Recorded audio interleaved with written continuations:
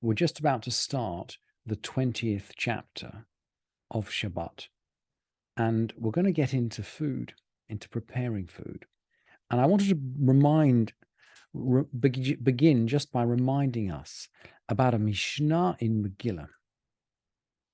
Ein ben Yom Tov l'Shabbat eila ochel nefesh bilvad. The only difference between Shabbat and Yom Tov is human food, or ochel nefesh is hard to translate, but human food, I think, is the best way. In other words, we're going to prepare food on Yom Tov in ways that we're not going to prepare on Shabbat. That is the difference between Shabbat and Yom Tov. And so we're going to play with this distinction. And we're going to remind ourselves, going back to the 7th chapter, about the taxonomy of food preparation in the 40 archetypal acts of creation. And we learned Avot Malacha Arba'im Chaserech Echat. The primary labors are 40 less 1, that's 39. And then we had a list of activities related to making food. Hazoreh ve'hachoresh ve'hakotzer ve'hama'amer, sowing and plowing and reaping and binding sheaves and threshing and winnowing, and then selecting, haborer. Selecting comes before tochen veham. Selecting comes before grinding and sifting and kneading and baking. So selecting is halfway through this chain of activity. And as we go through the sort of activities that we're going to carry out on Shabbat, at least the ones which are outlined in the 20th chapter, we need to be thinking about selecting, borer. And we need to think about the Mishnah in Megillah. The difference between Shabbat and Yom Tov is human food. We're going to prepare food on a festival that we would not prepare on Shabbat. Those two Mishnayot set the scene. And then Rabbi Eliezer begins. Rabbi Eliezer is very strong in this part of the Mishnah. He's very present.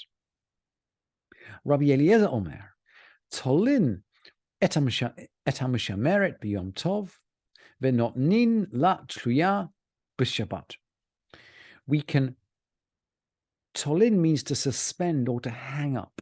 We can suspend a strainer. Mishameret is a strainer. We can suspend a strainer on festivals and pour through it on Shabbat once it's been set up. So there seem to be two different activities here. One is actually setting the whole thing up. We're setting up a straining object. It seems to be that this will be maybe something like a sieve, which you'd set up on top of a jug. So if you were going to strain wine, perhaps, you'd set up your sieve on top of the wine flask or on top of the wine pitcher, perhaps, so that you could be pouring your wine into it and sifting out the sediment, right? Because nowadays there's quite a lot of sediment in wine. So you can imagine, right, with less technical winemakers in the time of the Mishnah, there would have been a lot of sediment in wine. You'd be doing a lot of straining before drinking. So Rabbi Eliezer would set up the strainer on Yom Tov, and of course he'd set it up on Friday, and then he'd pour through it on Shabbat. And the sages say, well, the sages don't agree. You can't set it up on Yom Tov, so you're certainly not going to set it up on Shabbat. And whether that's to do with getting the equipment ready, or there's a suggestion in the Bartanura, by the way, that we're erecting a tent. We're putting a covering over the barrel, a sort of a cloth covering, like a tent-like covering. It's not quite clear why the sages object, but absolutely they object. Not on festivals and certainly not on Shabbat. And if it's already set up, we're not going to pour through it on Shabbat. Aval, they make a little concession. They go halfway to Rabbi Eliezer. Aval not nimla tluya b'yom tov. But at least on a festival, we could pour through it if it was already set up. So it does seem like setting up here is something to do with getting equipment ready. And we learn from the Mishnah in Megillah, we can get food ready on Yom Tov. So the sage is saying, okay, we can get food ready on Yom Tov, we can cook on Yom Tov, we can strain on Yom Tov, provided that we set everything up beforehand. And I'm going to carry on along the same lines, actually, in a follow-up Mishnah, which I have to say that we don't completely understand, and the commentators don't seem to completely understand it either. But not nim maim al gabeham shmarim. We can pour water over the leaves. So this is over stuff that's been strained out. We can pour water over them. Bishvil sheet salus, in order to clarify them. We're not sure really whether maybe we're pouring water over the dregs in order to give the water a bit of a taste of wine, or maybe we're kind of clearing out the filter. Maybe the filter's already set up and we're sort of going to clear out the gunge, clear out the sediment that's been caught by pouring water over it. Not sure. U masananin et hayain b'sudarin uvi chfifa mitzrit. And we can actually strain wine. We can actually strain wine in cloths or in a kfifa mitzrit, an Egyptian basket. It seems to be a basket made of palm twigs. At least that's how Jastrow interprets it. V'nonim beitzah bi musanenet shel chardal. We can put an egg in a mustard strainer. Ve'osin einumlin b'Shabbat. The Kaufman actually has einumlin spelled with a yud at the beginning, like yenumlin. And the Bartanura says, he also spells it with a yud, by the way, yenumlin. He says it's a mixture of wine and honey and peppers. This seems to be some kind of exotic drink that you'd serve your guests on Shabbat. I mean, it sounds rather interesting, really. It's sort of it's like sweet and sour, hot. It's sweet and sour, pepper and honey and wine. So we're gonna make amnulin or yenumlin on Shabbat. How much are we gonna make? Well, Rabbi Yehuda says, but Shabbat because we can make it up in a cup. B'Yom Tov belagin, in festivals in a jug. That's a sort of medium-sized jug. Uva Moed, that's on Chol HaMoed, on the intermediate days of festival. B'chabit, in a big barrel. And Rabbi Tzadok says, and I think the halacha goes according to Rabbi Tzadok, hakol fi ha'orchin. Everything just depends on how many guests you have. So basically, you make yenumlin on Shabbat, and this is just a mixture, right? We're going to make the yenumlin just depending on how many guests we have. Then we're going to talk about chiltit.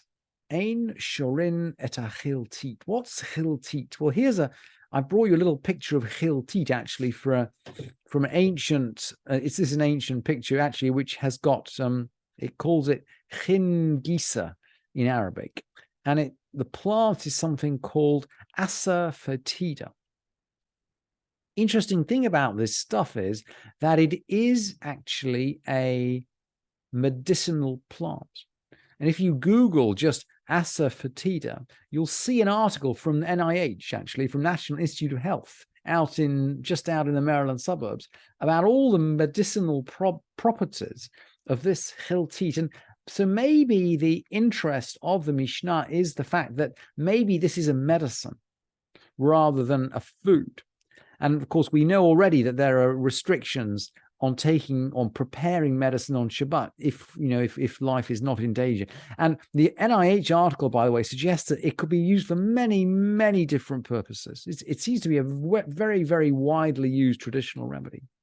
Anyway, the Mishnah says, Ein shorin et chiltit b'poshrin. You can't put chiltit in warm water.